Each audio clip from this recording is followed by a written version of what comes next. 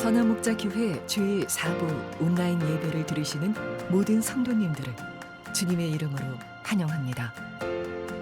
이제 곧 예배가 시작됩니다. 경건한 예배가 될 수 있도록 바른 자세와 복장을 갖추어 주시고 핸드폰 전원은 꺼주시거나 진동 모드로 전환해 주시기 바랍니다. 예배를 들으시는 모든 곳마다 하나님의 은혜가 가득하기를 축복합니다. 감사합니다. 할렐루야. 온라인으로 예배를 드리시는 모든 성도님들을 주님의 이름으로 축복드립니다. 한 주간의 삶 가운데에도 우리와 함께 하셨던 주님을 우리가 찬양하며 나아가길 소망합니다. 우리 다 같이 일어나서 우리의 왕이신 하나님을 찬양하며 나아가도록 하겠습니다. 할렐루야.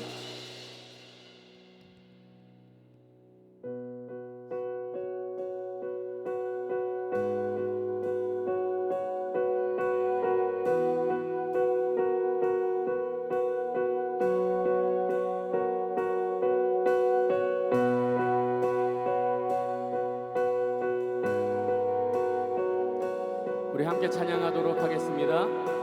주의 나라가 임할 때, 주의 나라가 임할 때 하나님 임재하실 때 예배가 회복되고 기적은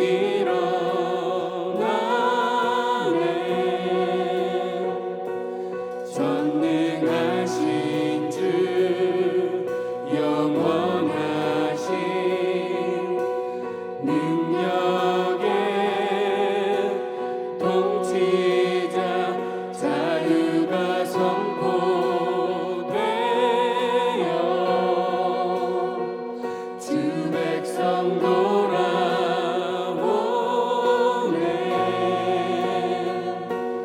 하나님 나라 임하소서.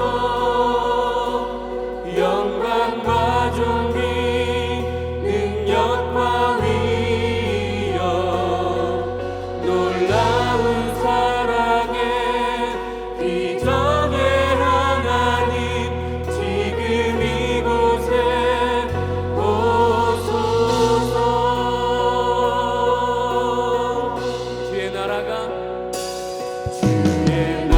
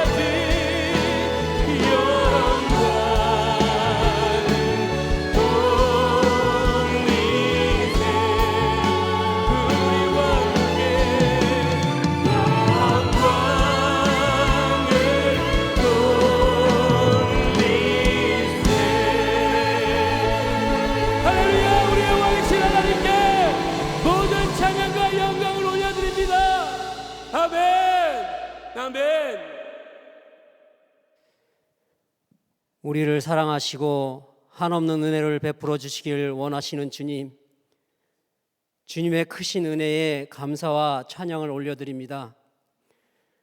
지난 한 주간도 주님의 돌보심으로 코로나로 어려운 환경 가운데에서도 잘 지내게 하시고 이 시간 주일 사부 예배로 드리게 하시니 감사드립니다. 지난 한 주간의 삶을 되돌이켜 보면 나는 죽고 예수로 사는 삶을 살지 못하고 주님과 온전한 연합을 이루지 못하며 삶의 현장에서 분주한 가운데 내 고집대로 내 생각대로 판단하고 모든 일에서 내가 주인 노릇하며 살았음을 고백합니다. 무지하고 교만함을 용서하여 주시옵소서. 그럼에도 불구하고 여전히 사랑하셔서 이 시간 주님께 나와 예배드리게 하시니 감사합니다. 이 시간 온전히 주님께만 집중하며 온 마음 다해 예배하는 시간 되게 하옵소서. 예배하는 처소마다 주님의 보혈로 덮으시고 성령 충만한 예배가 되게 하시고 주님께서 기뻐 받으시는 예배가 되게 하여 주시옵소서. 코로나19로 어려운 환경 가운데 놓인 한국교회와 열방교회 가운데 함께 하셔서 모든 것을 극복하게 하시니 감사합니다. 이제 위드 코로나 시대를 맞이하며 교회가 준비하게 하옵소서. 사랑하시는 주님, 담임 목사님의 건강을 지켜주시니 감사합니다. 연약한 가운데 건강을 지켜주셔서 이 시간 강단에 세워주시니 또한 감사드립니다. 더욱 강건하게 지켜주셔서 이 시대에 주님께서 목사님을 통해 하실 일을 이루어가게 하옵소서. 이 시간 지금 하나님과의 관계는 좋습니까? 라는 제목으로 말씀을 전하십니다. 우리 모두가 말씀에 집중하며 주님 주신 말씀으로 받고 아멘으로 화답하며 주님과 온전한 연합이 이루어가게 하옵소서. 예배가 예배되기 위해 수고하는 여러 손길들을 기억하시고 주님께서 위로하시고 축복하여 주시옵소서. 찬양받기에 합당하신 주님, 이 시간 주님께 찬양을 올려드립니다. 주님 홀로 찬양 받으시옵소서. 우리를 죄에서 구원하시고 영원히 사랑하시는 예수님의 이름으로 기도합니다. 아멘.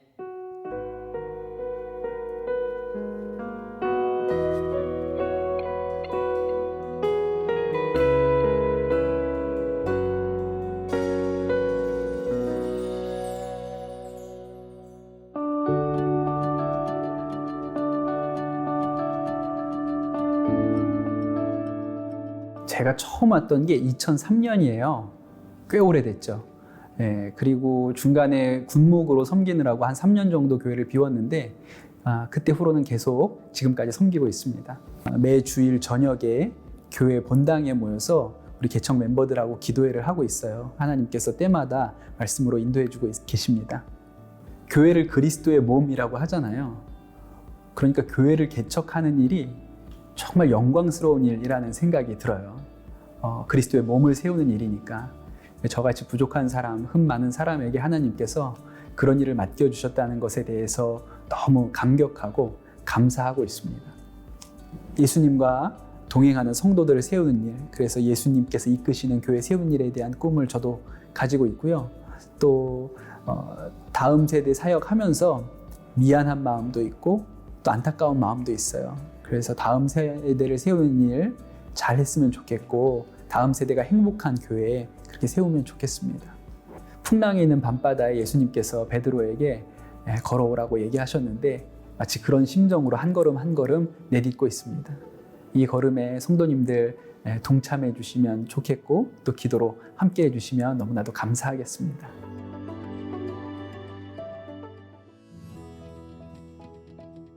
교회 소식을 알려드리겠습니다. 형제교회 파송 선교사 모집이 시작됐습니다. 주님이 기뻐하시는 교회를 세우는 일에 귀한 통로로 함께 하시길 축복합니다. 교회 홈페이지를 통해 신청해 주시기 바랍니다. 행복플러스 가정 세미나가 11월에 시작됩니다. 제자훈련 홈페이지에서 신청해 주시기 바랍니다. 청년 예수 동행운동 워십 위드 지저스가 화요일 오후 8시 온라인에서 있습니다. 매일 1시간 기도와 예수 동행 일기를 통하여 주님과 동행하는 한 주 보내시기 바랍니다. 예배에 나오신 여러분 모두를 주님의 이름으로 축복합니다. 위드 코로나 준비를 위해서 거리두기 4단계이지만 10%의 성도님들이 모여서 함께 예배할 수 있게 되었습니다. 금요 성령 집회와 주일 예배 1부부터 4부까지를 신청을 받습니다. 오늘 오후 12시부터 신청을 받고 있는데 총 300명을 신청받습니다. 여러분 신청하셔서 이 시간 가운데 놀라운 은혜의 축복을 현장에서 누리시기를 바랍니다. 새벽 예배와 화요 중보 기도회, 수요 예배는 신청 없이 자유롭게 이 자리에 나와서 함께 예배하실 수 있겠습니다. 이 시간에는 우리의 예물을 드리는 시간입니다. 한 주간 함께 하신 하나님의 은혜에 감사하는 마음으로 화면 상단에 나오는 계좌번호를 통해서 온라인으로 헌금하실 수 있겠습니다. 할렐루야 오케스트라와 소프라노 장혜진님의 찬양과 함께 헌금하시겠습니다.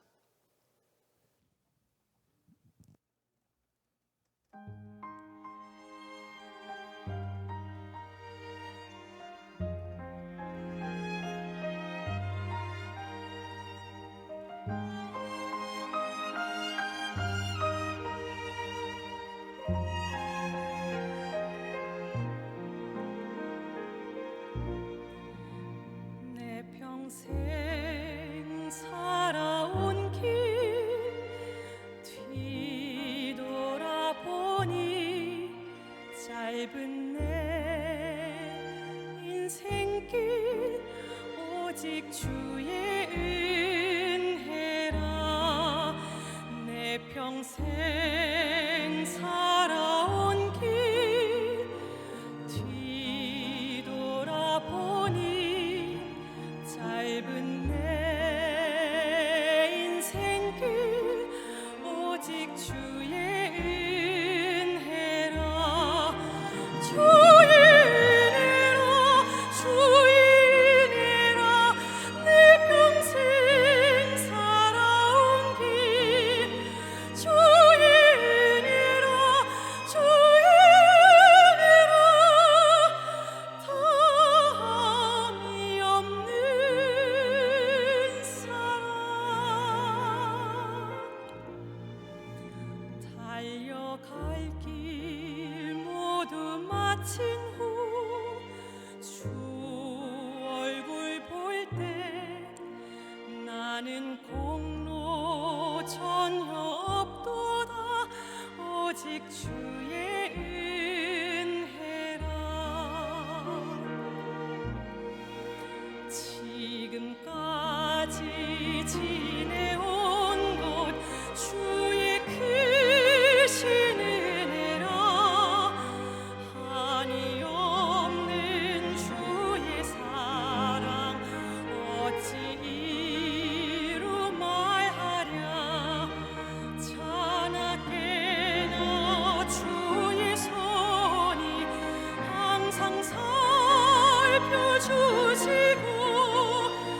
모든 일을 주 안에서 형통하게 하시네. 주의 은혜라 주의 은혜라. 내 평생 살아온 길 주의 은혜라 주의 은혜라. 다함이 없는 사랑 주의 은혜라 주의 은혜라. 내 평생 살아온 길 주의 은혜라 주의 은혜라.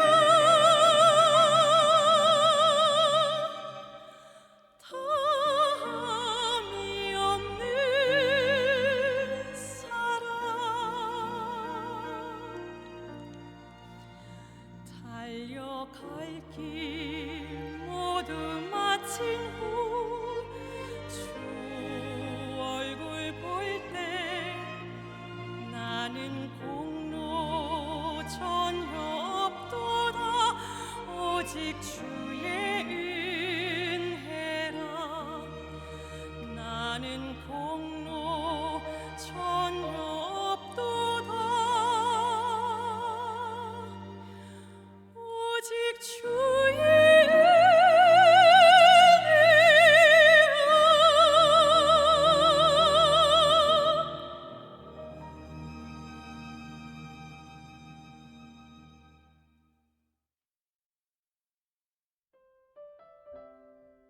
오늘 우리에게 주시는 하나님의 말씀은 여호수아 21장 1절에서 45절 말씀입니다.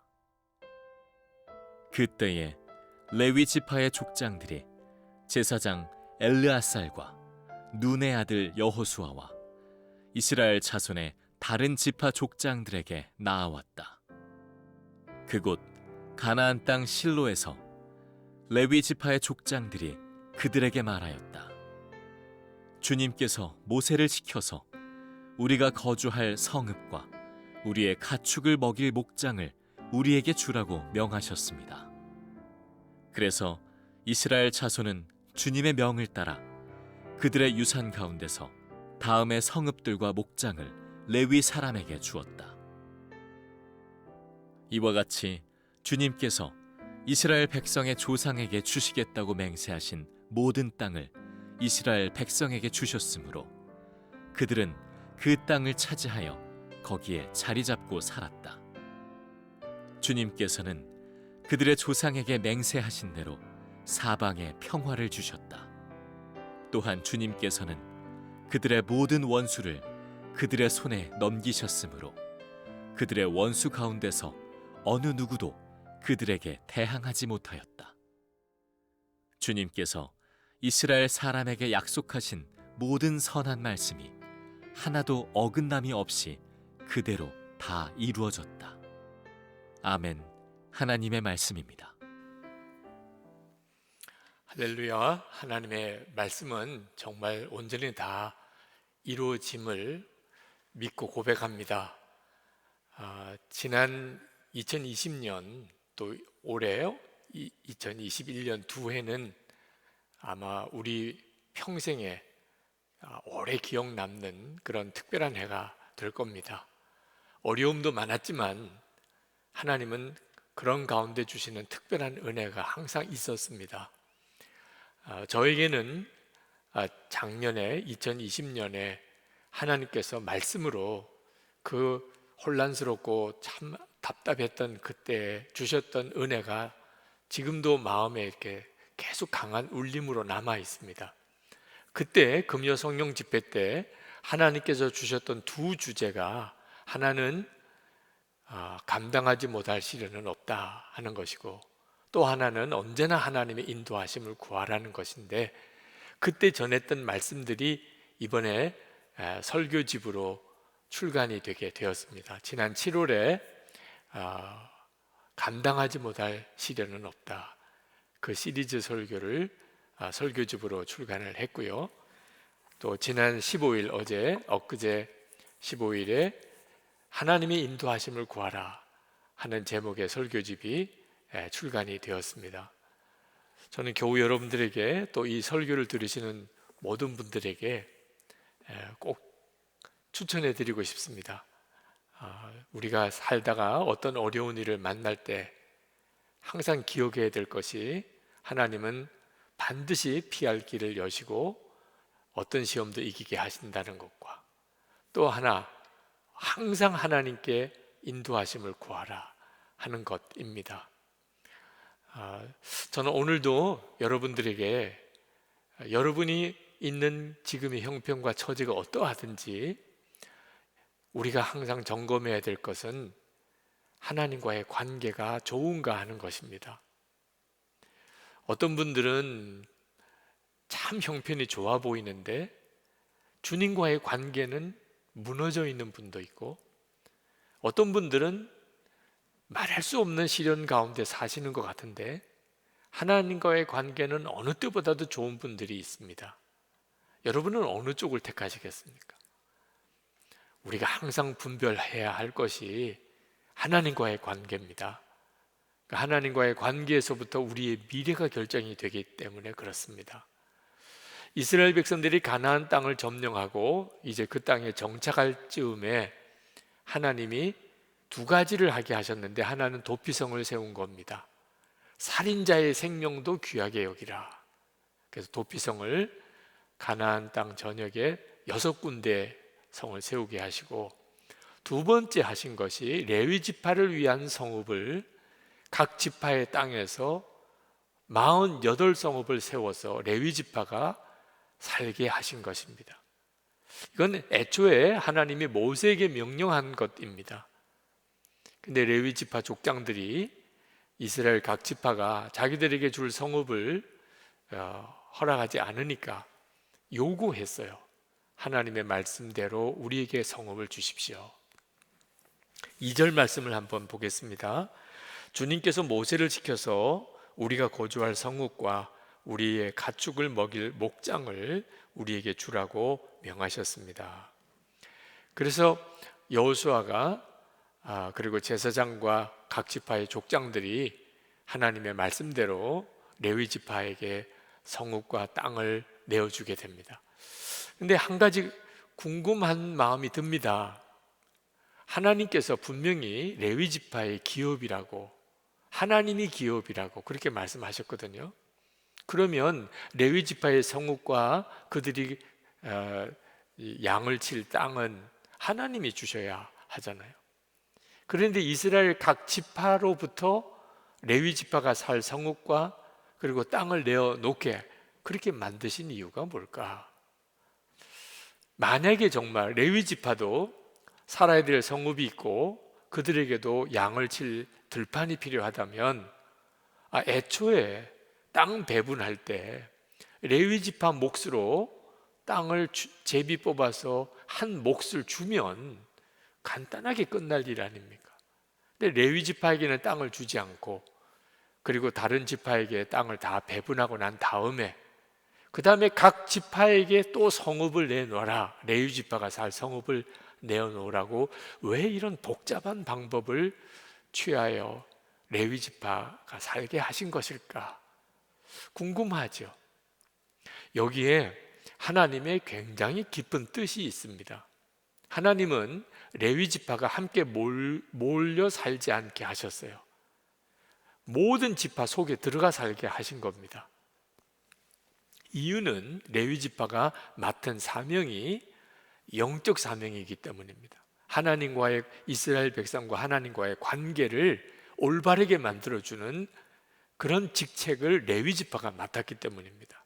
그래서 각 지파 속에 들어가서 거기서 하나님의 율법을 가르치고 그리고 성전에서 하나님께 제사 드리는 일을 담당하게 하신 겁니다.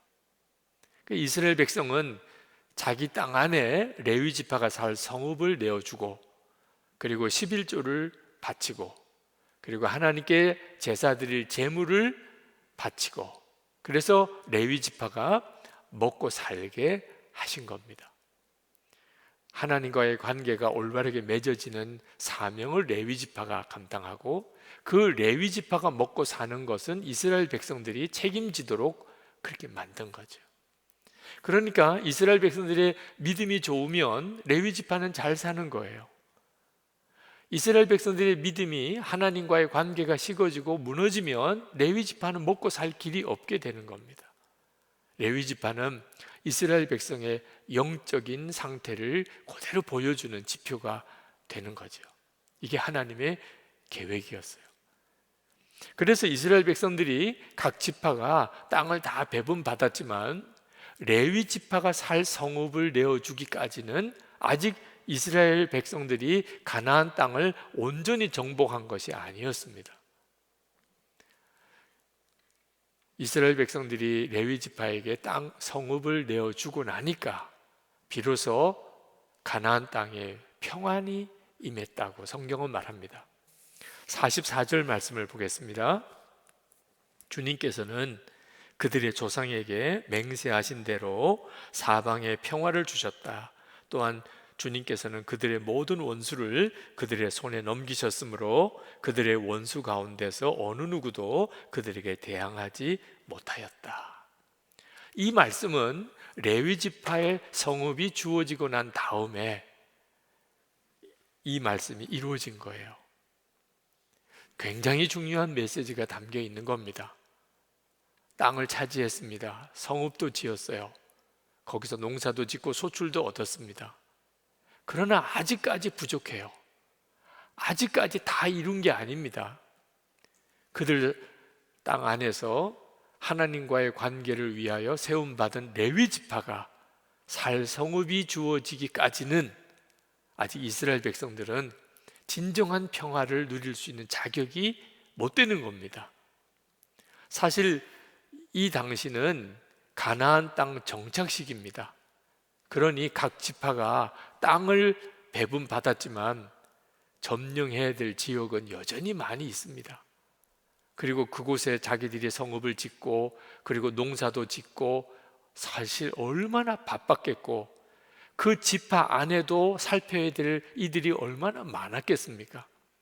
레위 지파 신경 쓸 여력이 있었겠습니까? 그러니까 레위 지파에게 성읍을 나눠줄 생각을 전혀 하지 못하고 있었던 겁니다. 레위 지파는 자기들에게 분명히 하나님이 성읍을 각 지파에서 내어주라고 해서 기다리고 있는데 도무지 자기들에게 성읍을 줄 생각을 하지 않으니까 제사장과 여호수아에게 찾아와서 자기들에게 성읍이 주어져야 되지 않느냐, 하나님의 명령이지 않느냐 하고 요구하게 됐고, 그래서 이스라엘 백성들이 그게 하나님의 뜻인 것을 그들도 알고 레위 지파에게 성읍을 나눠주게 된 겁니다. 그제서야 이스라엘 땅의 진정한 평화, 누구도 대적하지 못하는 그런 평화가 그 땅에 임했다고 말하는 거죠. 여러분, 이건 지금 현재 우리도 동일하게 받고 있는 중요한 교훈입니다. 여러분, 우리 주변에는 전적으로 하나님의 나라를 위해서, 선교 완성을 위해서 그렇게 헌신한 사역자들이 있습니다. 이스라엘 백성들 안에 레위 지파가 있었듯이 그 사역자들을 먹이고 그리고 그들을 돌보고 그들도 가정을 꾸리고 그들도 자녀를 가르칠 수 있게끔 우리가 도와야 할 책임이 있는 겁니다. 우리도 책임져야 될 레위 지파가 있는 거예요. 만약에 우리가 그 하나님 앞에 전적으로 헌신한 그런 사역자들을 잘 돌보지 못하면 그들은 자기들의 사명을 감당할 수가 없게 됩니다. 이스라엘 백성이 레위 지파가 먹고 살 수 있도록 잘 섬기고 그리고 하나님 앞에 올바르게 제사하고 율법대로 살지 못하게 되니까 레위 지파는 먹고 살려고 자기 지역과 책임을 떠나서 온 이스라엘에 흩어져 살았던 때가 있습니다. 개인 집에 들어가서 그 집의 제사장 역할을 꼭 무당처럼 그 집의 제사장 역할을 하는 그런 영적인 타락을 보이는 무서운 시대가 이스라엘 역사에 있습니다. 대표적인 경우가 사사시대입니다.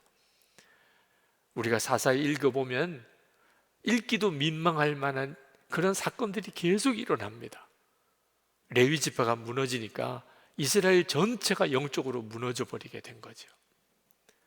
여러분, 이 일이 지금도 우리 가운데 대단히 중요한 문제입니다.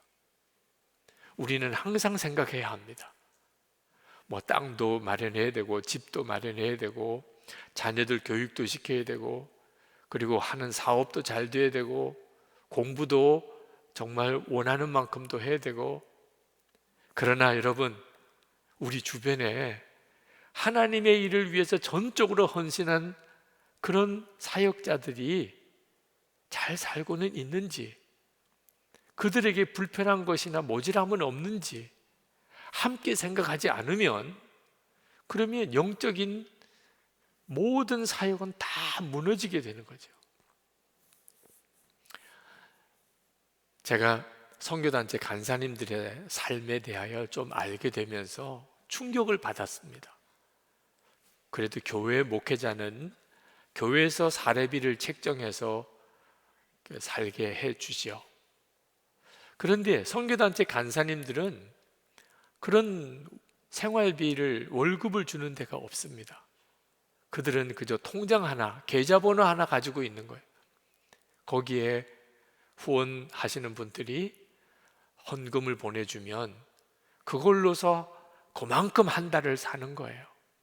세상에 이렇게 불안정한 생활이 어디 있습니까? 아니, 똑같이 하나님을 위해서 헌신한 사람인데 어떻게 선교단체 간사님들은 이렇게 살아야 하는 겁니까? 그런데 예수전도단 창립을 하신 로렌 커닝햄 목사님의 책을 읽으면서 이것이 그 선교단체가 그렇게 강력한 사역을 하는 비밀이었구나 하는 걸 깨달았어요. 그 로렌 커닝햄 목사님이 이렇게 말씀을 하셨어요. 하나님께서는 왜 이렇게 일하게 하시는가? 그 이유는 이렇게 함으로써 하나님의 종들에게 하나님께서 실제 하심을 매 순간 확신케 하시려는 것이다. 여러분 한번 생각해 보세요. 오늘 필요한 게 있습니다. 근데 내게는 정해진 월급을 주는 데가 없어요. 하나님께 기도할 뿐이죠. 하나님, 우리에게 이것이 필요합니다. 쌀이 필요합니다. 우리에게 지금 기름이 필요합니다. 아이를 학교를 보내야 됩니다. 그런데 후원 통장에 그 감당해야 될 것이 입금이 되었어요. 자, 이 일이 계속 매일 매월 일어나고 있어요. 그러면 그 사역자의 믿음은 정말 놀라웠게 세워지게 되는 겁니다. 하나님만 믿으면 되는구나. 주님이 다 공급하시는구나. 어떤 환경과 어려움 속에서도 두려움이 없습니다. 로렌 커닝햄 목사님이 이렇게 고백해요.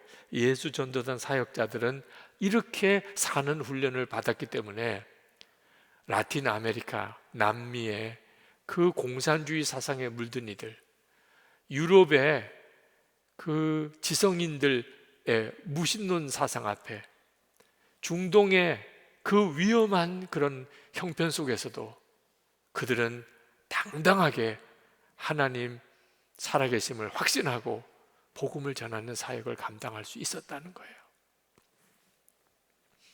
여러분, 우리가 어떤 사역자를 돕는 일은 너무너무 중요한 하나님의 계획인 것입니다. 때때로 목회자나 선교사님이나 선교단체 간사님이나 이렇게 후원하는 일이 부담스럽게 느껴질 때가 있으실 거예요. 아니, 나 먹고 살기도 쉽지 않은데 아니, 그분들까지 책임지라는 거야? 제가 신학교에 들어가게 되었을 때 동생들과 함께 이렇게 만난 적이 있습니다. 그때 저희 동생들이 그런 말을 했어요. 형이 이제 신학교 가면 목사가 될 텐데 형은 절대로 교회에서 주는 월급 받지 마. 우리가 벌어서 형 생활을 책임져 줄게. 그리고 형은 정말 당당하게 목회해. 절대로 교인 눈치 보지 마. 그때 동생들 이야기 들었으면 큰일 날 뻔했어요. 그때는 참 철이 없어서 아버님, 어머님이 왜 저렇게 힘들게 사시나. 월급이 교회에서 나오니까 교인들 눈치 보느라고 저렇게 힘드시구나. 그 어릴 때 철없을 때 그 목회자 자녀들의 생각이에요. 그러니까 목회를 하더라도 생활비는 우리가 다 책임질 테니까 월급 안 받으면 마음껏 하고 싶은 설교 다 할 수 있는 줄 알았어요. 알고 보니까 그게 아니었습니다. 하나님께서 교회와 성도들의 공급함을 통해서 목회자가 살게 하시는 것은 놀라운 하나님의 계획이 있는 것이었어요. 목회자가 교회와 성도들이 공급하는 것을 통해서 살면서, 그리고 그 목회자는 교우들을 위해서 축복하고 복된 삶을 사는 말씀을 가르치는 일에 전념하면, 그러면 교우들이 그로 인해서 복을 받게 되는 거예요. 성도들은 목회자를 섬기고 목회자는 하나님께 축복하고 하나님은 성도들의 삶을 복을 주시는 것이 하나님의 계획이었던 거예요. 제가 교회 건축하는 상황에서 건축헌금을 드려야 되는데 사실 무슨 모아둔 헌금이 따로 있는 것도 아니지 않습니까? 아내와 그 문제로 기도하다가 성도들에게만 건축헌금을 작정하게 할 수는 없지 않은가. 그래서 1년 동안 교회에서 주시는 사례비를 다 건축헌금으로 작정하고 살았던 때가 있습니다. 도무지 어떻게 살 수 있을까 막막했지만 그 방법밖에는 없으니 그렇게 살았던 적이 있습니다. 그리고 1년을 잘 살았어요. 근데 그때 교인들과 저희 목회자인 제가 정말 뜨겁게 하나가 되는 해가 되었습니다. 아, 이게 하나님의 놀라운 하나님의 계획이구나. 여러분 주변에도 여러분들이 꼭 섬겨야 될 사역자들이 있습니다. 교회 목회자일 수도 있고 선교사님일 수도 있고 선교단체 간사일 수도 있고 신학교 교수님일 수도 있고 어떤 복음 전하는 어떤 기관의 사역자일 수도 있고요. 여러분 그분들의 존재를 잊으시면 안 됩니다. 이스라엘 백성들이 레위 지파의 존재를 잊어버릴 때는 이스라엘 전체가 무너졌습니다. 이스라엘 백성들이 영적으로 충만하고 하나님 앞에 복되게 살면 레위 지파가 잘 사는 거예요. 여러분과 어떤 형태로든지 관련이 있으신 그런 사역자들, 그분들은 오늘은 편안한지 부족함은 없는지 이거 여기까지 생각이 가야 비로소 하나님이 우리에게 주시는 축복의 계획이 온전히 이루어지는 겁니다. 제가 병원에 입원하고 퇴원을 했을 때 제 아내가 하나님께 감사헌금을 준비해서 드리는데 하나님께서 그런 마음 주시더래요. 하나님께만 감사하지 말아야 한다. 감사할 이들이 있다는 거예요. 그때 불현듯이 생각난 이가 있었는데 우리 교회 주목자들입니다. 사실 그분들은 뭘 우리에게 해줄 수 있는 게 있어요? 다 우리 교회에서 먹이고 도시락 싸서 섬겨드리는 분들이죠. 근데 그분들 중에 이 교회 담임 목사님이 아주 몸이 많이 안 좋으시다고 하더라. 그래서 기도 모임을 가지셨다는 거예요. 저를 위해서 기도해 주시는 기도 모임을. 제가 그 이야기를 듣고 정말 마음이 울컥하더라고요. 여러분, 이 주목자들의 기도가 대단히 중요해요. 그분들은 아무것도 사실 갚을 길이 없는 분들이시죠. 그래서 하나님이 갚으시는 거예요. 그 주목자들의 기도가 아마 하나님이 저를 다루시는 가장 놀라운 축복의 통로였을 거라고 저는 그렇게 믿습니다. 목회자들이 그와 같은 역할을 하는 겁니다. 여러분들이 보시기에는 별 볼 일 없는 존재 같아 보여도 하나님께 축복하는 역할을 감당하는 그런 사역자들, 하나님 저분이 나에게 너무 고맙게 합니다. 하나님께서 저에게 복을 주세요. 여러분, 이렇게 하도록 하나님이 만드신 거예요. 목회자에 대한 좌절, 실망이 있으셔서 어떤 사역자나 목회자를 돕는 일에 대해서 마음을 닫고 계신 분이 있을 수 있습니다. 그러나 꼭 기억하셔야 됩니다. 목회자들이 무너지고 선교사님, 사역자들이 살 길이 없어지면 그러면 어떤 일이 벌어지게 될까요? 우리 한국교회의 미래는 어떻게 될까요? 지금 신학교회 신학생들 지원자 수가 격감하고 있답니다. 이제는 정원도 채우지 못할 정도가 되었대요. 이유는요, 별로 매력이 없으니까요. 여러분, 그 결과는 어떻게 될까요? 하나님 앞에 제대로 헌신된 전임 사역자들이 적어지면 한국 교회는 무너지는 거예요. 여러분의 자녀들, 여러분의 후손들의 영적인 돌봄은 누가 해주나요? 작은 교회, 목회자들 소중합니다. 동네 작은 교회가 살아나야 한국 교회가 살아요. 그분들의 삶은 어떨까요? 신학생들, 어려운 가운데 신학교를 지원한 이들, 우리가 섬겨야 합니다. 선교단체 간사님들, 선교 현장에 나가 있는 선교사님들, 그들이 살 수 있어야 합니다. 누구를 통해서 그들을 먹이고 살리시죠? 우리입니다. 우리가 그분들을 위해서 섬기는 일은 곧 하나님이 공급하시는 것과 같고, 그분들을 통하여 하나님이 주시는 복은 섬긴 우리들이 다 누리게 되는 거예요. 레위 지파의 존재는 이스라엘 백성들의 하나님과의 관계를 보여주는 것이었습니다. 그래서 우리가 꼭 또 기억해야 될 것은 우리 주변에 있는 사역자들을 잘 섬겨야도 하지만 우리 자신의 주님과의 영적인 관계가 항상 충만해야 한다는 겁니다. 여러분, 요즘 하나님과의 관계는 좋으십니까? 오늘 말씀이 주시려는 가장 중요한 교훈이에요. 이스라엘 백성들의 하나님과의 관계는 항상 좋은가? 레위 지파를 보고 안다는 겁니다. 우리도 마찬가지예요. 여러분, 기도와 말씀 묵상과 주님과 온전히 동행하는 삶을 요즘 충만하게 살아가고 있으십니까? 형편과 처지가 어떠하든지 주님이 함께 계심이 믿어지니 두려움도 염려도 없는 그런 담대함이 있으십니까? 그 점을 항상 확인하고 살아야 합니다. 저는 최근 한 달 가까이 이 살인 진드기에 물려서 바이러스 감염으로 꽤 고생을 했습니다.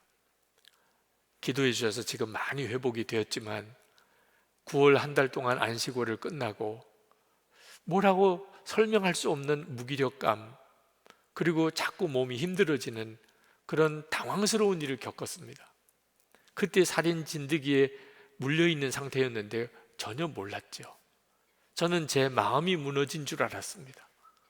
그렇지 않다고 그렇게 생각하면서도 제가 저 자신에 대해서 이제 은퇴를 앞두고 있는 것 때문에 또 앞으로 이렇게 늙어가는 것으로 인한 두려움, 그것 때문에 어쩔 수 없이 나도 이렇게 마음이 무너진 건가?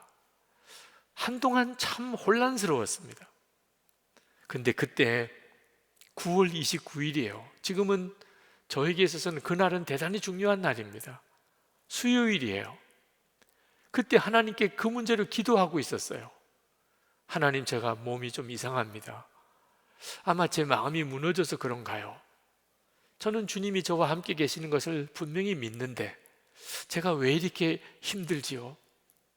그때 주님이 너와 나는 온전히 하나인 것을 분명히 믿으라, 분명히 고백하라, 그것을 분명히 결론 삼으라, 그런 마음을 아주 강하게 주셨어요. 그래, 몸은 힘들고 나도 솔직히 앞날이 만만치가 않지만 주님이 나와 함께 계시잖아. 그래서 그날 일기를 썼어요. 우리 함께 일기를 나누시는 장로님들, 목사님들은 아마 그 일기를 그날 보셨을 겁니다. 오늘이 제가 다시 한번 영적으로 새로워진 날이라는 마음이 강하게 든다. 실제로는 특별한 일이 일어났다고 할 수 없습니다. 아니, 몸과 마음은 너무나 힘이 듭니다. 그러나 주님은 오늘이 특별한 날임을 고백하라, 외치라는 마음을 주십니다. 오늘이 영혼의 밤이 지난 날, 영적으로 새로워진 날, 주님과 온전히 연합한 날, 주님과 새로운 삶을 다시 시작한 날이라는 것입니다. 주님은 언제나 그날을 준비하고 계셨습니다. 그제도 어제도 오늘도 주님은 언제나 준비되어 계셨습니다. 지난 안식월 기간 중에도 내내 그리하셨음을 깨달았습니다. 이제는 제가 믿음으로 오늘이 그날임을 고백하여야 할 때인 것입니다. 어떤 특별한 일이 일어났기 때문이 아니라 주님께서 그렇게 하시기 원하시니 믿을 뿐입니다. 2011년 9월 29일 수요일, 이 날은 제가 다시 한번 주님 안에서 새로워진 날입니다. 기도하면서 고백하고 또 고백하고 외치고 또 외쳤습니다. 사실 그날 이후로 며칠 동안 주님 9월 29일, 저는 주님과 온전히 연합한 날입니다. 저는 주님 안에, 주님은 제 안에 계십니다. 힘들고 도무지 몸을 주체하기 어려울 때도 계속 고백하고 외쳤어요. 그리고 제 아내가 제 무릎 뒤에 진드기가 붙어 있는 것을 발견하게 된 것. 그리고 급히 병원에 응급실로 가고, 그리고 참 힘든 치료 과정을 거쳤지만 하나님께서 저를 이렇게 회복시켜 주셨어요. 저는 몸이나 마음이 굉장히 힘든 상태에 한 달 가까이를 보냈습니다. 지금도 아직은 회복 중에 있습니다. 그렇지만 설명할 수 없을 정도로 영적으로는 굉장히 강한 기간을 보내고 있었어요. 주님과 온전한 연합을 계속 선포하고 고백했었습니다. 저는 하나님께서 제가 겪어야 될 상황이 참 심각하니까 저를 영적으로 더 강하게 붙들어 주시고자 하셨던 것이라고 고백합니다.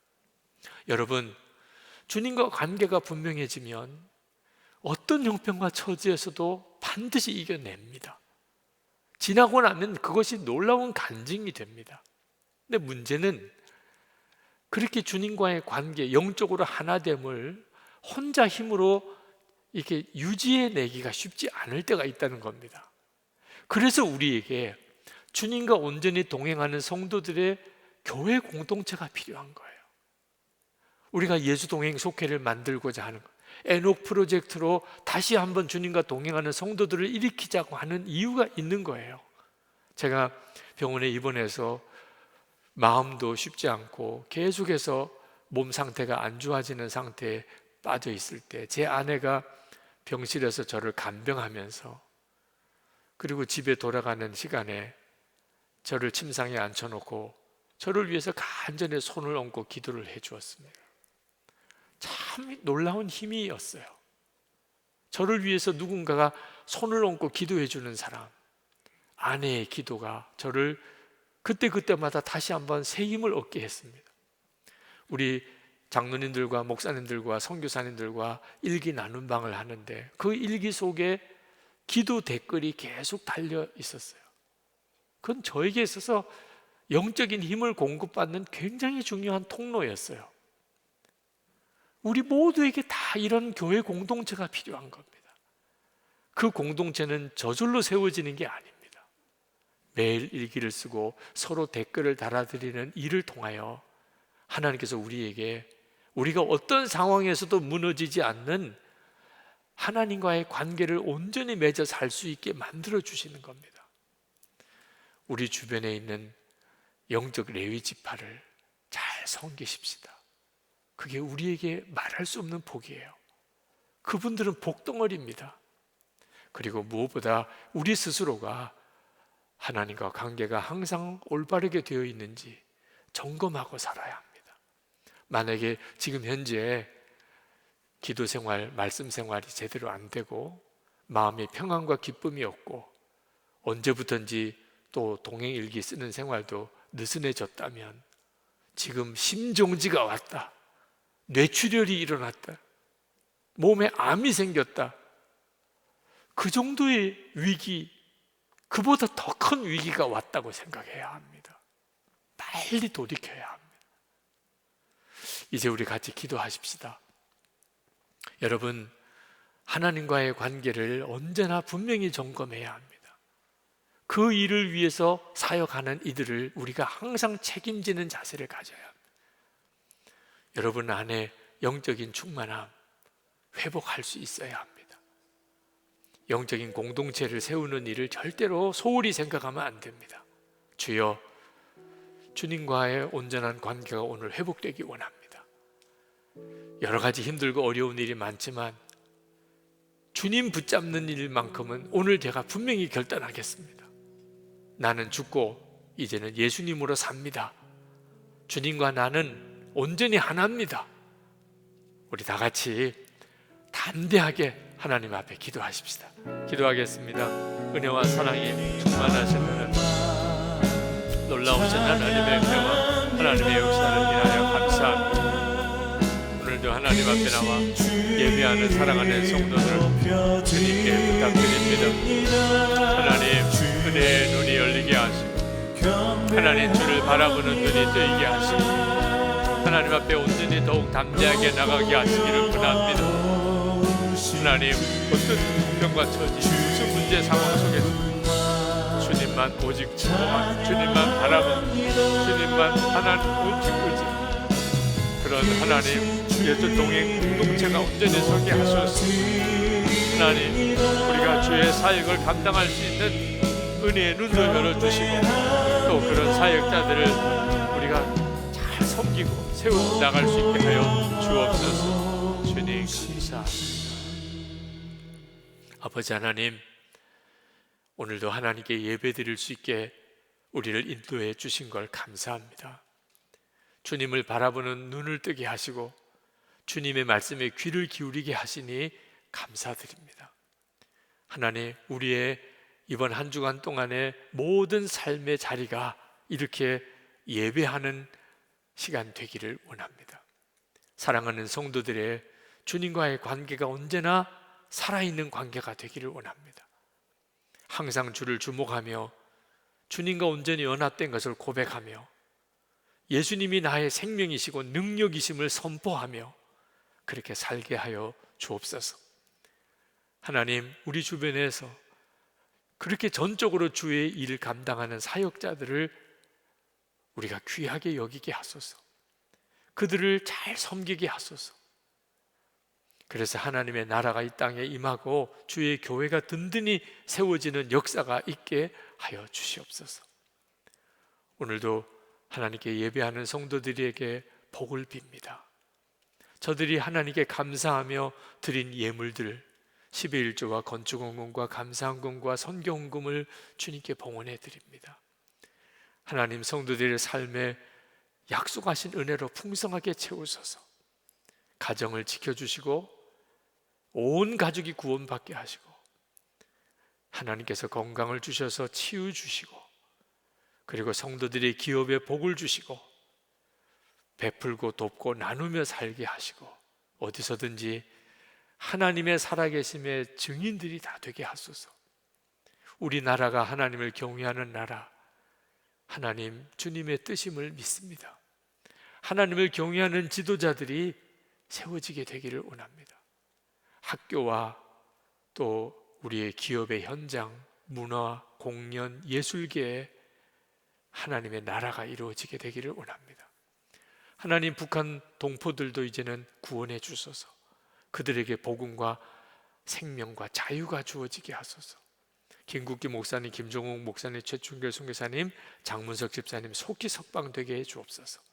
하나님, 세계 열방에 이제는 전염병이 그치고 대부흥이 일어나게 하소서. 나라와 교회들마다 선교의 세문이 활짝 열리게 해 주옵소서.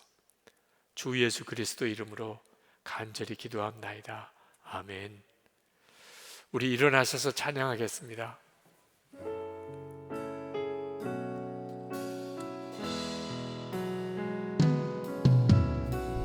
주님의 임재 안에서